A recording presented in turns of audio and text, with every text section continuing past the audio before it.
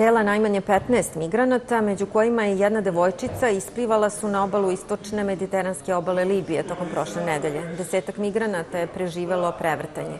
Migranti su ponovo aktuelna tema među članicama Evropske unije. Razgovaramo sa Zmagom Jelinčićem, predsjednikom Slovenačke nacionalne stranke, koji se uključuje video linkom. Dobar dan, da li se čujemo? Dobar dan, čujemo se. Hvala vam puno na izdvojenom vremenu za današnje uključenje u naš program. Da li je realno govoriti o kontroli granica kada prema Human Rights Watchu delovi Libije funkcionišu kao sistemi nestanka i neidentifikovanih masovnih grobnica migranata? Pa ove masovne grobnice to verovatno nisu migranti. Po većini su to ljudi koji su bili ubijeni u ovom libijskom ratu kad su Libiju napale Evropska unija, najviše Francuska i Italija, pa i Amerika. Tada je bilo mnogo ljudi ubijeno, o tome se nije govorilo. Onda kad se Libija raspala, neke privatne vojske unutar Libije, svaki išao na svoju stranu, ubijali su jedni i druge. Znači, najviše ova groblja to nisu migranti, jer migranti uglavnom ostaju u Evropskoj uniji i Evropska unija ih ne vraća baš mnogo u Libiju. Dogovara se Evropska unija, ali do vraćanja, do nekih većih vraćanja još nije došlo. Ja mislim da ove organizacije koje govore da su to migranti, verovatno hoću da skrenu razmišljanje ljudi sa problema kad Ukrajinci ubijaju decu u Rusiji sa dronovima i tako dalje. Znači, ja mislim da bi je teško reći da su to migranti, jedino ako se ove bande koje se bave prebacivanjem migranata u Evropsku uniju, oni uzimaju novac od ovih ljudi koji hoću da idu preko mora, onda ih ubiju i stave u neku zajedničku grobnicu.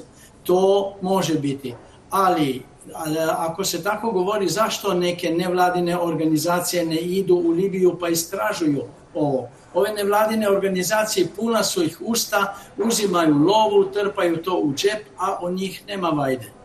A ko snosi političku odgovornost za činjenicu da se migranti u Libiji nalaze u mreži zatočeništva, mučenja i prisilnog rada prema Ujedinjenim nacijama i njihovim izveštajima? Pa treba da se zna da pojedine zemalje, ove arapske pa i afričke, namerno teraju svoje ljude da idu u Evropu. Zatvori unutar afričkih i arapskih zemalja nekih se prazne jer oni sve ljude izbacuju. Znači kriminal guraju u Evropu, čak daju im neki novac da plate ove kriminalce koji ih voze u Evropsku uniju i onda se otarase se ovog, kaže, kriminalnih osoba unutar svoje države. To je za njih neko čišćenje i tako oni to rade. Sad, Evropa to otvorenih ruka prima i to je najveća glupost. Jer Evropa bi trebala da zatvori granice, da ne dozvoli ulazak tim ljudima i ne dozvoli da dobiju azil ljudi iz zemalja gdje uopšte nema rata, nema ničega. Jer u Bangladešu nema rata, u Afganistanu nema više rata, u Indiji nema rata, u Kataru nema rata i tako dalje i tako dalje. A ti ljudi dolaze i uzimaju politički azil ili bilo šta. Evropska unija ih prima, daje im novac, daje im stanove, daje im sve, a nema za sopstvene ljude, to ne dolazi u obzir. Za migrante sve, za vlastite ljude ništa. Da li je Libija i dalje partner Evropske unije ili je de facto tampon zona u kojoj se migracioni pritisak prebacuje van evropske teritorije? Pa slušajte, Libija razmišlja i se dogovara u tom pravcu da u prvom redu je interes njihove zemlje. Libijci rade za sebe i ako zarade još neki novac, to je još bolje. A Evropska unija nema neku politiku, da se zna šta hoće.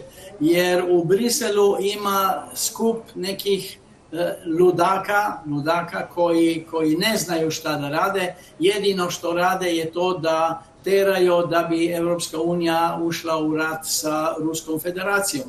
To im je jedini cilj. Jer na tim mestima, ako se ide još u eskalaciju rata, oni zarađuju veliku lovu. Na migrantima to se samo mnogo govori. Zbog toga ih ne zadržavaju i ne šalju ih van iz sopstvenih zemalja, nego ih ostavljaju na miru i zbog toga su izuzetno veliki problemi u Evropskoj uniji, pa i u Engleskoj, ne samo u Evropskoj uniji. Ako se u Libiji otkrivaju nova stratišta migranata, da li je trenutni model Evropske unije politike migracija humanitarno održiv ili je sistemski neodrživ? Pa slušajte, Evropska unija daje novac vlastima u Libiji, a one vlasti upotrebljavaju novac za sopstvene potrebe. Niko ih ne kontroliše i zato ja kažem, zašto neke nevladine organizacije koje imaju puna usta ovoga i onoga, zašto ne idu tamo? Zašto Human Watch ne ide tamo i ne razgleda? Samo govore i pričaju, a uglavnom pričaju ono što su čuli, a ne što su vidjeli. Znači, i ove pričice u velikoj mjeri stoje na slušanju nekih ljudi koji jesu ili nisu verodostojni.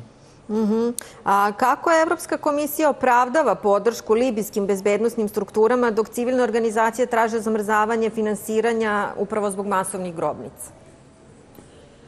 Pa civilne organizacije nisu protiv novca za ove migrantske tokove, jer sve ove civilne organizacije hoću da dođe što više migranata u Evropsku uniju i da se ih obezbedi sa svime i čak i sa nekim novčanom nakradom, jer mnoštvo ovih migranata dobija ovu kao neku Masterchef kartu i sa tom karticom oni mogu da dižu lovu ili kupuju i tako dalje. To ide na teret Evropske unije, na ljude teret Evropske unije, onih koji rade, ne oni koji kradu i tako to.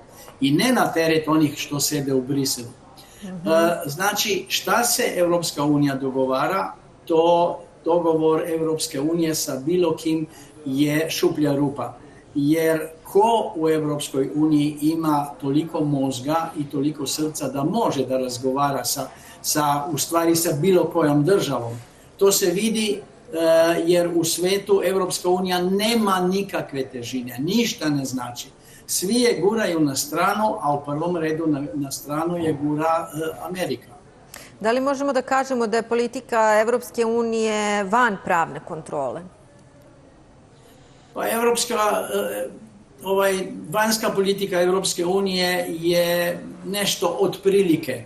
Ni sami ne znaju šta bi, tu i tamo hoću nešto da usvoje, ali ipak u Evropskoj uniji ljudi se bude. Zbog toga je došlo i do toga da su u Evropskom parlamentu izglasali da je potrebna repatriacija ovih migranata, da treba migranti da se vrate odakle su došli i da ostaju tamo. I da se stvori neke buffer zone gdje bi se migranti mogli ostavljati, pa onda da bi se išlo to dalje. To pokušavaju u Albaniji. Englezi pokušavaju nešto slično da naprave u Severnoj Makedoniji i čak su nudili makedonskoj vladi određene visoke svote novca da se tamo grade neki, da kažem, logori za ove migrante koje bi se slalo iz Velike Britanije, u stvari iz Engleske. Znači, Evropska unija ne zna šta bi, a nema hrabrosti da zatvori granice. Jer ovo da mora da primi sve brodove koji dolaze preko mora, to je totalna glupost. To se ne radi ako ti imaš sopstvenu državu. Tebi je u prvom redu bitno da ti štitiš sopstvene ljude, svoje državljanine, a ne da primaš bilo koga pa onda mu još dozvoljavaš da radi kriminal, krade, ubija i siluje. Frontex, Agencija Evropske unije za evropsku graničnu i obalnu stražu i za suzbijanje ilegalnih migracija, tvrdi da mora da obaveštava libijsku obalsku stražu o migrantima u opasnosti. Da li to znači indirektno vraćanje ljudi u sistem koji Ujedinjene nacije opisuju kao nehuman? Pa Frontex to nije taksi služba da vodi migrante u Europu. Frontex treba da javi libijskim vlastima odakle je neki brod pošao, gde ide i tako dalje. To je normalna stvar, to se uvek radi. Jedini problem je to da ako ovi brodovi dođu u blizinu Italije, uglavnom idu i u Grčku, tamo moraju da ih prime i onda ih oni privedu do obale. Ja mislim da taj rad Frontexa to nije obezbeđivanja granica Evropske unije, zbog čega je Frontex i stvoren, nego je to neka migrantska, polumigrantska, neka dobrotvorna organizacija koja štiti migrante umjesto da štiti državljane Evropske unije. A kako Brisel odgovara na optužbe da saradnja s Libijom legitimiše sistem u kom migranti nestaju bez traga? Pa, ja ne znam šta može Brisel da kaže. Brisel nema prava da se upliče u neke državne poslove drugih država, pogotovo država koje nisu unutar Evropske unije. Nemaju pravo, a nešto nemaju pravo, ni ne znaju šta se tamo dešava.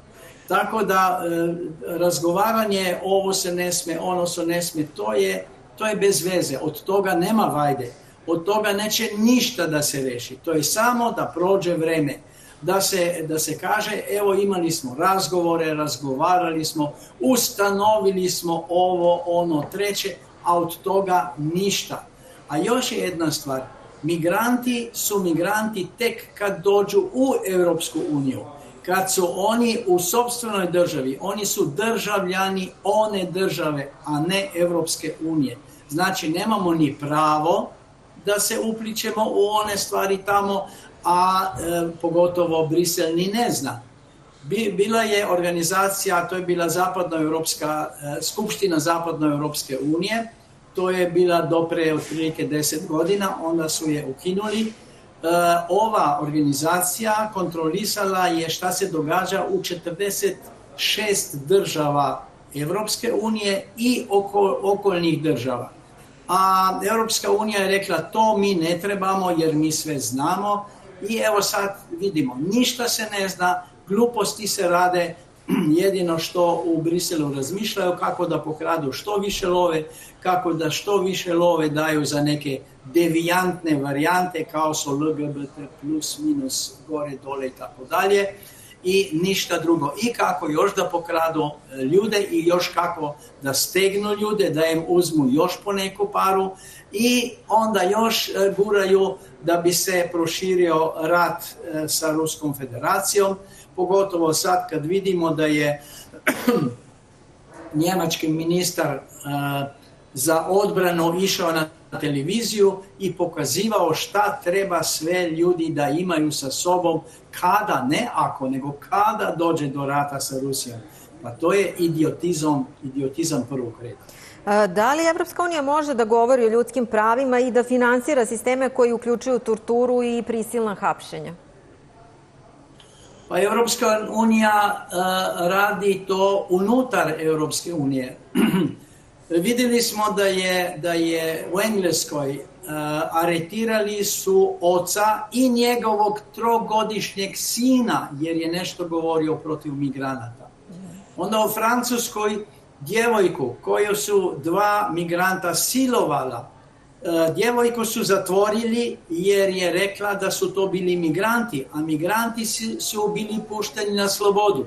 Gde je sad Evropska unija?